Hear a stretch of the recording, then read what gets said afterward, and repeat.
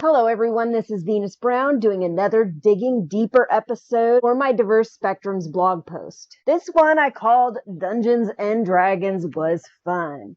Now I've been hearing news from some controversy about the movie Dungeons and Dragons, but when it comes to shows and movies, I tend to ignore a lot of that.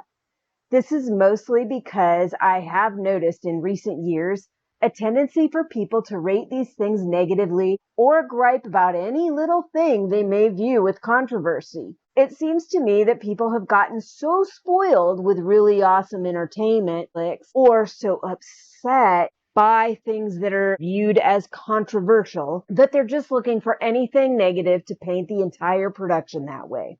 Don't get me wrong, sometimes certain productions are absolute shite. And many games that are turned into movies seem to fall into that category. Because I look at game-based movies and shows that way, I often don't have a lot of expectations for them.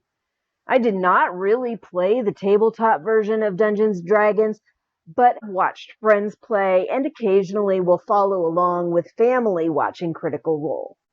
I enjoy the online version and similar computer games. Still, I watched a little bit of the advertisements.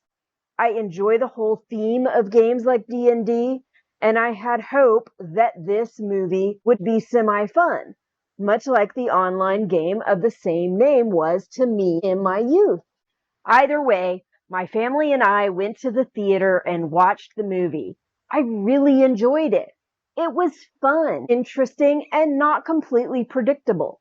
Though plenty of it stuck to the usual formulaic setup these kinds of movies often do, it reminded me of so many of those online role-playing games and brands that I've enjoyed in the past. Baldur's Gate, Neverwinter, Civilization, and many I do not recall the titles of at the time of writing my blog post. For this Digging Deeper episode, I thought I would at least find out some of these negatives that people have been complaining about for this title. Then I'll probably add my 2 cents worth. I don't play a lot of those style of RPGs anymore. I think Guild Wars 2 was the most recent that I really got into, but I stopped playing that years ago. I do play The Witcher from time to time. Does that count? I played a Game of Thrones thing, but that game really sucked and was all grinding aggravation. Anyway, I'm much more likely to play games like Resident Evil, Last of Us, Assassin's Creed, or Tomb Raider. Ever since my first time playing all the way through Resident Evil 4, my taste in gameplay shifted in that direction.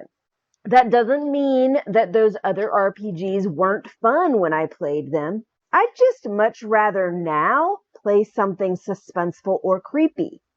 Better yet, both. After looking into it, I wasn't really finding a lot in the way of complaints about the movie, which was honestly kind of refreshing. What I was finding were complaints about changes in laws that could very negatively influence creators of D&D content. I have thoughts of this without even digging into the topic, because even early in my life, the tabletop version of the game inspired a great deal of outside creation. This would have been stifled by tighter, more imposing creation laws. As is the case with my Digging Deeper posts, I'm not trying to analyze all aspects of this matter. To keep from going off on tangents and keep this fairly short and concise, I will try to stick to the one primary topic: the negative complaints concerning the recent movie Dungeons and Dragons: Honor Among Thieves, and what those complaints rooted from. In a recent Game Rant article, according to Sangeeta Nuli, there were plans to make a new version of the Open Gaming License, which allows third-party content to be made and sold by community creators. The new version would not be open, and this created an uproar among that community. According to leaked plans, it would place tighter restrictions on content creation, require for-profit creators to register their work, pay for licensing, and that licensing would allow the company to resell their work without compensation. Of course, that also spurred some talk of boycotts, such as not watching or supporting the coming movie, which had not been released at the time of that article. Changes of this nature could have serious repercussions for creators and consumers of popular and less followed content, such as Critical Role and others. This can spur people to leave entire communities, stop making and consuming content, change who they do business with, or how they create and do business. In an article on Inverse, Corey dives into the reality of the current policy and what these changes would actually mean. The existing OGL is a public Creative Commons type copyright license. It allows anyone to publish and sell royalty-free D&D content with some restrictions. Let me be clear. The changes could majorly alter and stifle literary and digital content, as well as tabletop games, both in current or future content and projects. There are entire new games that have been created based off D&D, which would be harmed by these changes. Some of the reported changes are mandates to report all projects and revenue to Wizards of the Coast, the publisher of D&D, giving rights to Wizards of the Coast to reproduce and sell content without consent or pay for any reason. The licensing would grant Wizards of the Coast 25% of all sales that are over $750,000, which might seem like a lot, but it can be a minuscule cost for big entertainment.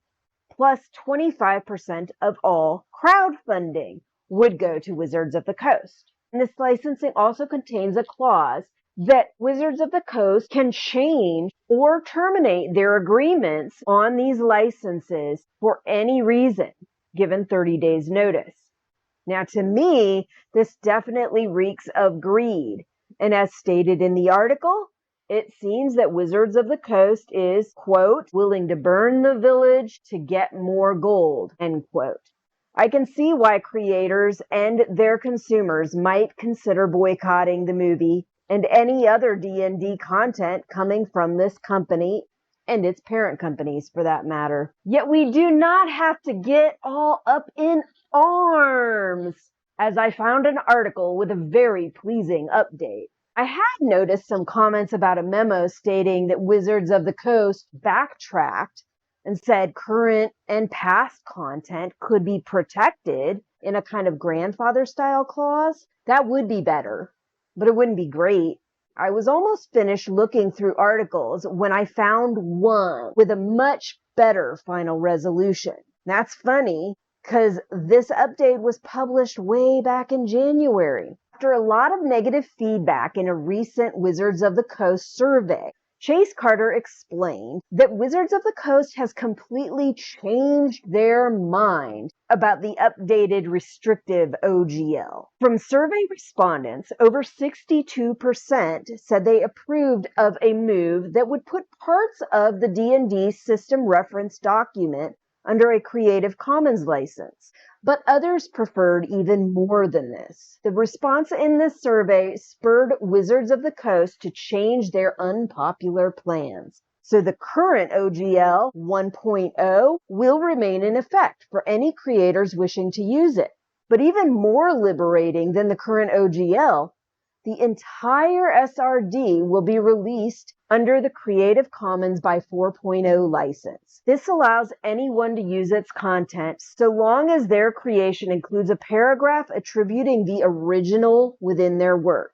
I think this is a beautiful resolution, and I hope more big entertainment companies will go this direction.